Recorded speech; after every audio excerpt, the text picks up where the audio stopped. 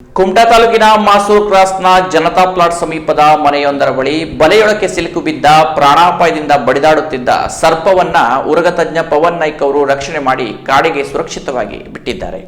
ಕುಮಟಾ ತಾಲೂಕಿನ ಮಾಸೂರು ಕ್ರಾಸ್ನ ಜನತಾ ಪ್ಲಾಟ್ ಸಮೀಪದ ಜನಸಾಮಾನ್ಯರ ಸಮಾಜ ಕಲ್ಯಾಣ ಕೇಂದ್ರದ ಪಕ್ಕದಲ್ಲಿರುವ ಪಾಂಡುರಂಗ ಅವರ ಮನೆಯ ಸಮೀಪದಲ್ಲಿದ್ದ ಬಲೆಯೊಳಕ್ಕೆ ಸರ್ಪವೊಂದು ಸಿಕ್ಕಿಬಿದ್ದು ಪ್ರಾಣಾಪಾಯದಿಂದ ಬಡಿದಾಡುತ್ತಿತ್ತು.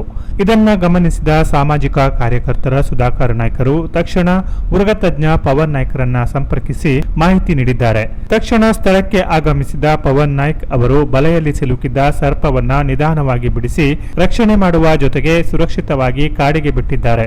ಅಲ್ಲದೆ ಈ ಪ್ರದೇಶದಲ್ಲಿ ಅಂಗನವಾಡಿ, ಸರ್ಕಾರಿ ಕಿರಿಯ ಪ್ರಾಥಮಿಕ ಶಾಲೆ ಇದ್ದು ಮಕ್ಕಳ ಆಟವಾಡುತ್ತಿರುವುದರಿಂದ ಪಾಲಕರ ಆತಂಕ ಕೂಡ ದೂರವಾದಂತಾಗಿದೆ. ಈ ಬಗ್ಗೆ ಮಾತನಾಡಿದ ಜನಸಾಮಾನ್ಯರ ಸಮಾಜ ಕಲ್ಯಾಣ ಕೇಂದ್ರದ ಅಧ್ಯಕ್ಷ ಅಗ್ನಿಲ್ ಫರ್ನಾಂಡಿಸ್ ಅವರು, ಸರೀಸೃಪಗಳು ಆಹಾರ ಹುಡುಕಿಕೊಂಡು ಜನವಸತಿ ಪ್ರದೇಶಗಳಿಗೆ ಬರುವುದು ಸಹಜ. ಆದರೆ ಜನರು ಅವುಗಳಿಗೆ ತೊಂದರೆ ನೀಡದೆ ಅವುಗಳನ್ನು ಸುರಕ್ಷಿತವಾಗಿ ಹಿಡಿದು ಕಾಡಿಗೆ ಬಿಡುವ ಕಾರ್ಯ ಮಾಡಬೇಕು ಎನ್ನುವ ಮೂಲಕ ಜಾಗೃತಿ ಮೂಡಿಸಿದರು. ಅಲ್ಲದೆ ಉರಗ ರಕ್ಷಕರಿಗೆ ಅರಣ್ಯ ಇಲಾಖೆಯಿಂದ ಗೌರವಧನ ನೀಡುವ ವ್ಯವಸ್ಥೆ ಇಲಾಖೆಯಿಂದ ಮಾಡಬೇಕೆಂದು ಅರಣ್ಯಾಧಿಕಾರಿಗಳನ್ನ ಆಗ್ರಹಿಸಿದರು.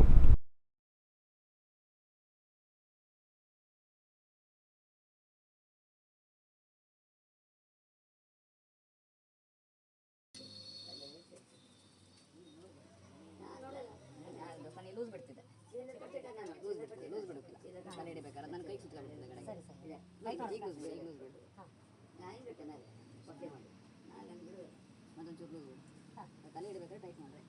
ನೀ ಹೇಳೋಣ ತಲೆ ಹಿಡಿಬೇಕಾದ್ರೆ ಟೈಟ್ ಮಾಡ್ರಿ. ಹಾಂ ನೀ ಹೇಳೋಣ ಟೈಟ್ ಮಾಡಿ ಟೈಟ್ ಮಾಡಿ ತಲೆ ಹಿಡಿಲೇಬೇಕಲ್ಲ.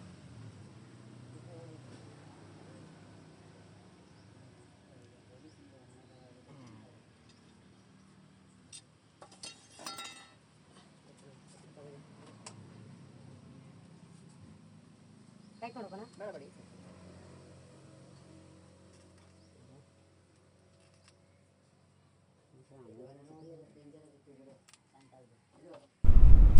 Canara plus news Kumta.